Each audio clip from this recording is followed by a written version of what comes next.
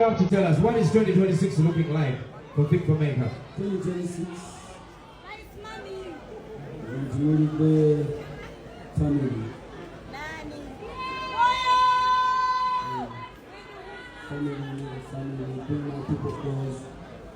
Kyadachi Fit for Makeup avuddemu omwasi yabagambye nti 2026 ajja kusetolinga era afuna amaka nti atunulidde kukola family awona abawagizi ne bawaga spice era nno nga bamusoya akajojjoji w'ebibuuzo gwe ne spice muli biki mpola munange tujja kuba nga tukola ki nga kutuusako gonna nga we gali ate munange tubadde tuli awo wepo Prima Kadash ne Jostede Sango mulungi gwe nyimbako yakalabye sange kibasiyo eno lusimoli nange akafuba katonyoli nange mbabatse ekiro fiti naana labo mbonyaabonyabonya mu kiro ebirooto byadduka siranawo ng'ate bw'olimu eddaawa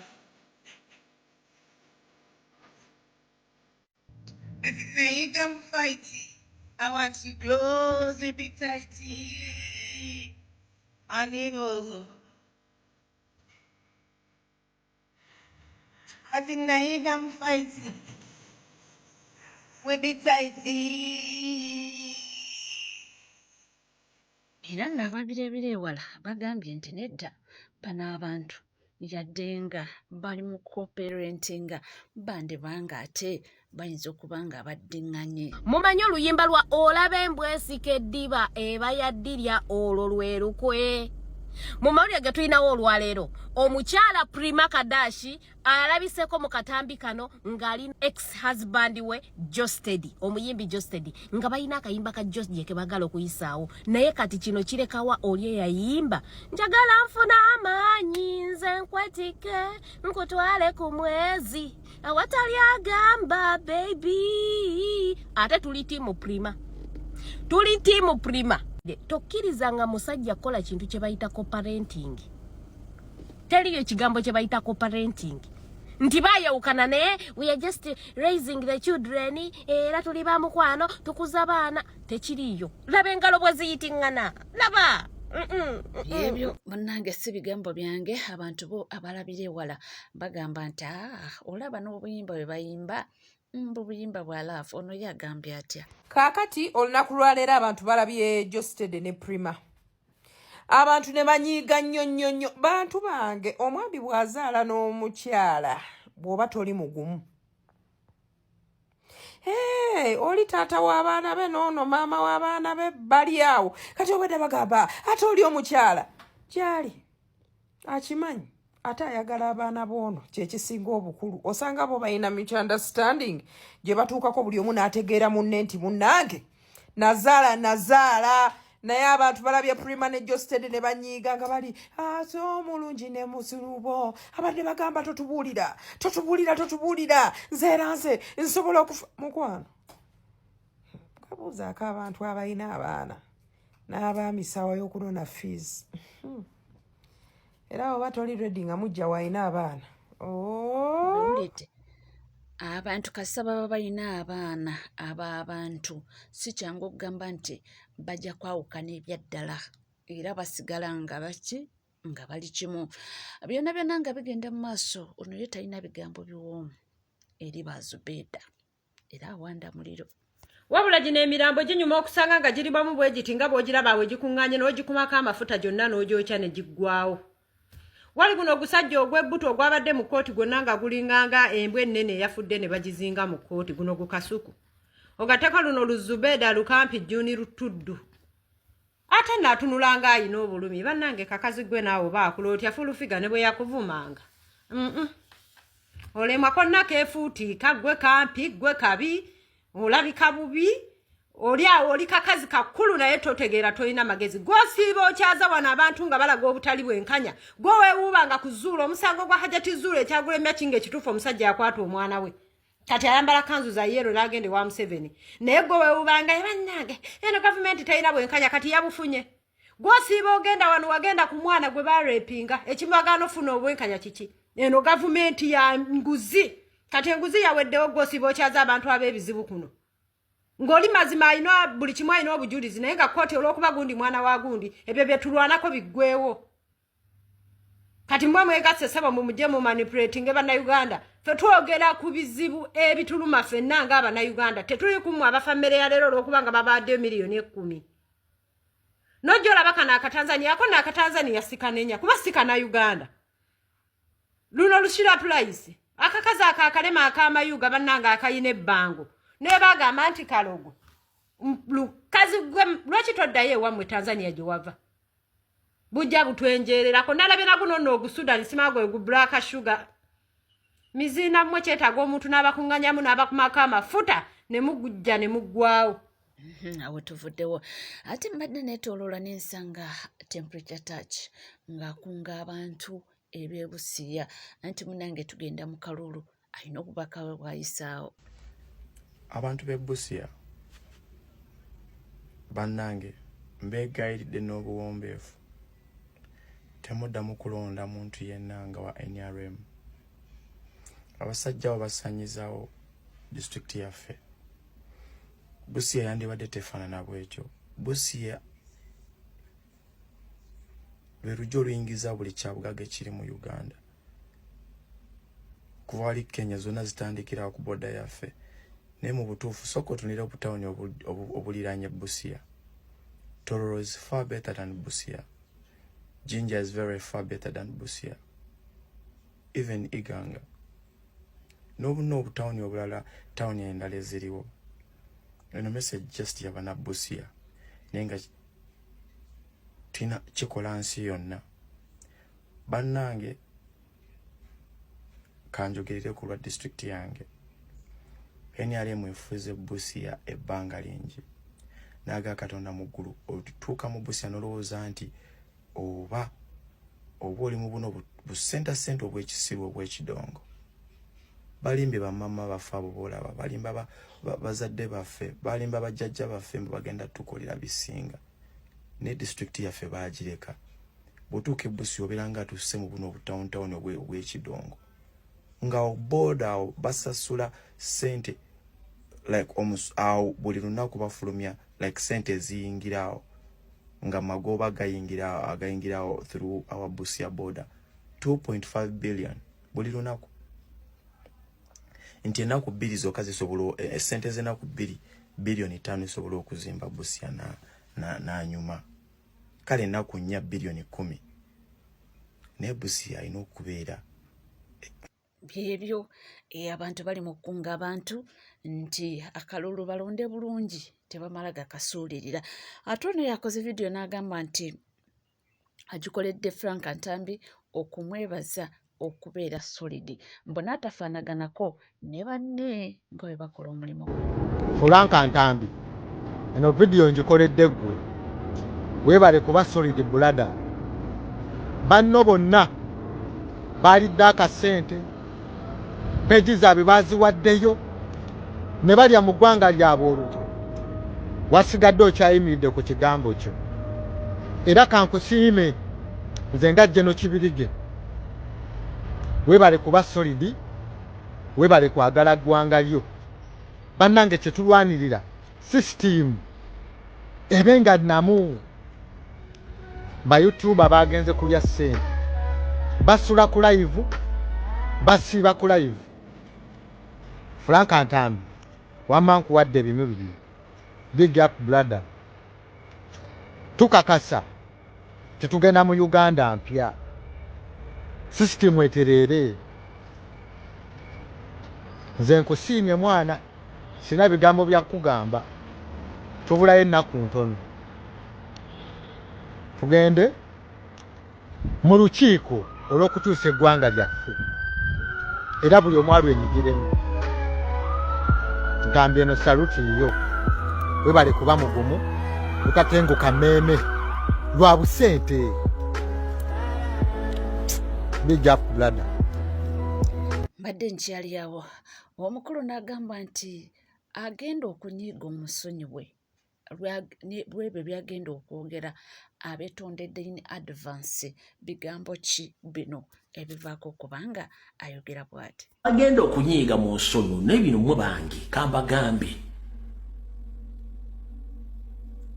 ngenda basaba n'obwombo ffe temunyiiga ne kambagambe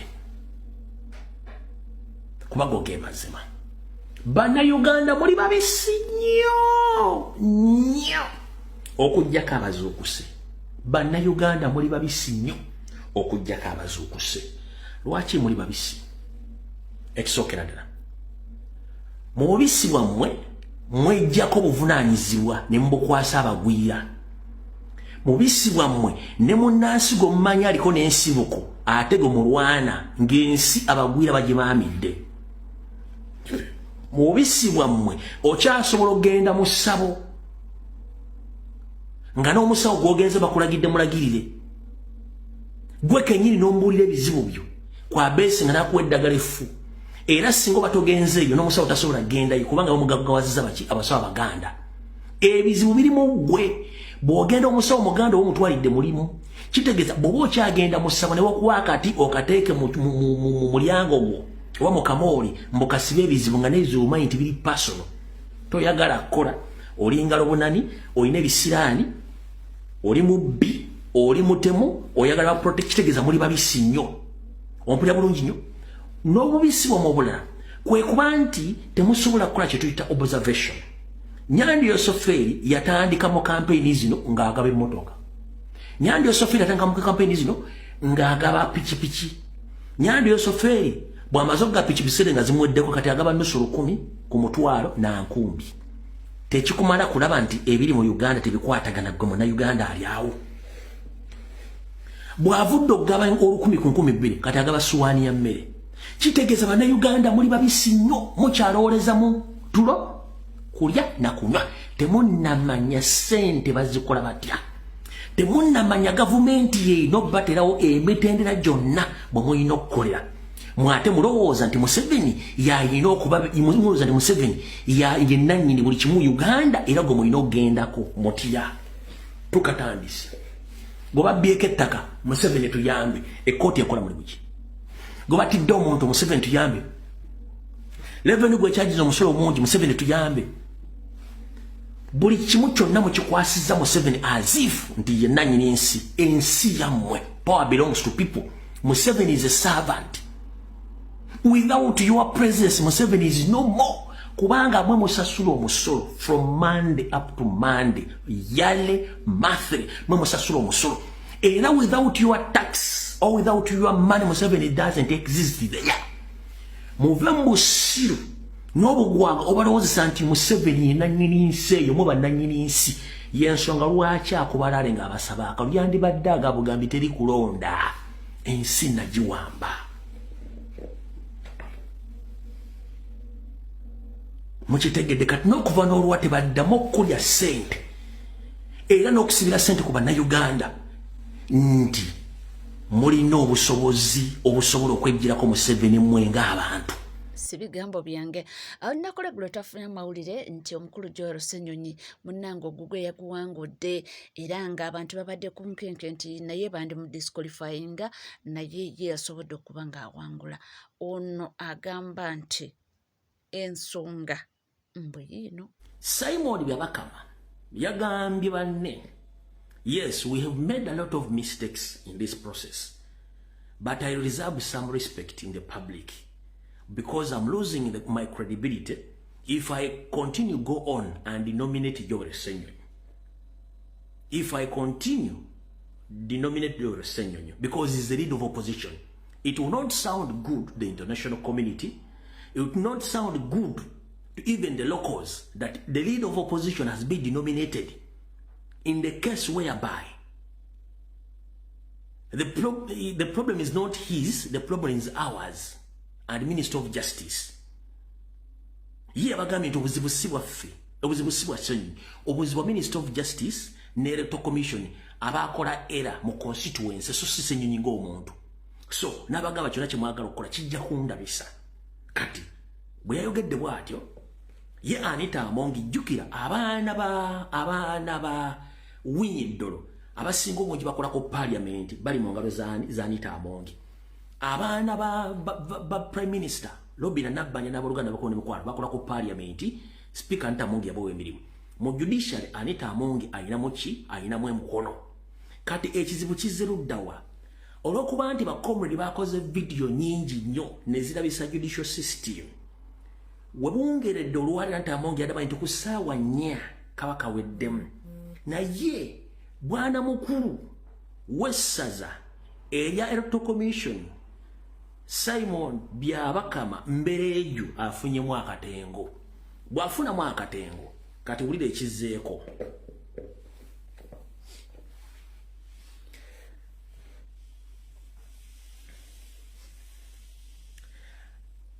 Anita Amongi bwategedde nti okusaba kwe yateeka mu kooti okusazaamu ebintu bya Joel Ssenyonyi era nga ne judgment mpandiike nti Joel Ssenyonyi tateekeddwa kuggyibwa mu Racine. Anita Amongi kyakoze mu kimanyi. Anita Amongi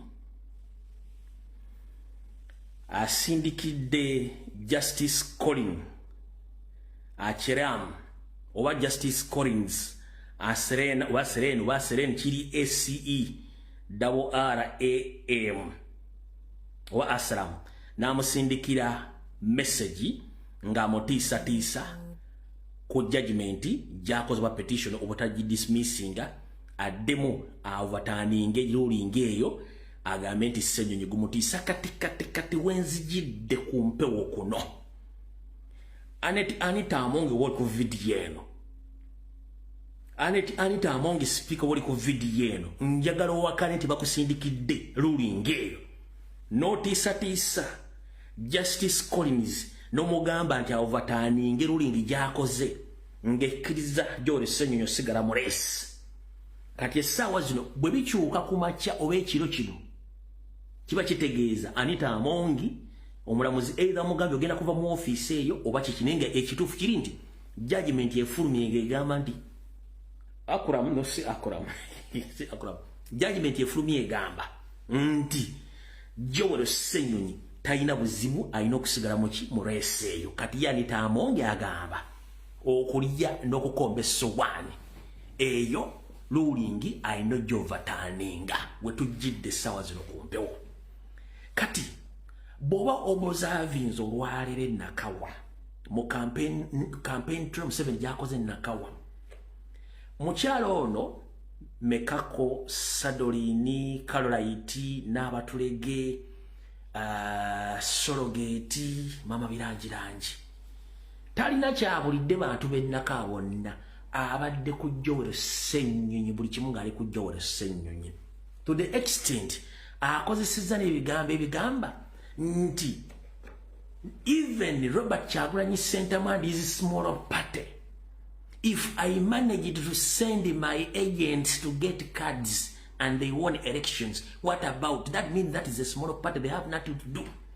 Even Joel Ssenyonyi, the money he consumes, the money is given to him by Museveni. Ntunuli omukazi n'engamba no wait a minute. Na mukazi alaka alina ekintu kyama ku bwongo. N'ekyo si kyekikulu ekikulu kiri nti mwenna nyinza okuvaano ku live eno either ng'omusajja amutiisiza ati nenga ruling esoose egamba Joel Ssenyonyi talina musango asigale mu re. Webale kubanga wekumidde ku Legit TV 256 teweerabira kubanga osubscribinga ringinga that notification bell sharinga likinga abawulire gagakyali mangi nyenyeni ddala nkugamba bugambi nti gwe tuula tuzikalira nywera buli kyoyetaaga okuba ng'omanya wano wokka tujja kubanga tukiwa era tujja kubanga tukituusaako wona wooli wonna wasinzidde. Tusiimanye era tusiimira ddala bannange mwebale kubanga mutwagadde nnyo mwebale kutambula naffe mwebale byonna bye mutukoledde kubanga tetusobola kubanga twerabira okubebaza ebbanga ddene nga mutambula naffe mutuwagidde nnyo tusiima nnyo era tusiimira ddala temujjanga okwo olw'omukwano omungi gwe mutuwa era tusaba osabe nti Mukama Katonda abawe kye musinga okwagala oba abateeremu obwangu buli kimu kitambule bulungi nga omukyagala. Musigale naffe temuvaawo.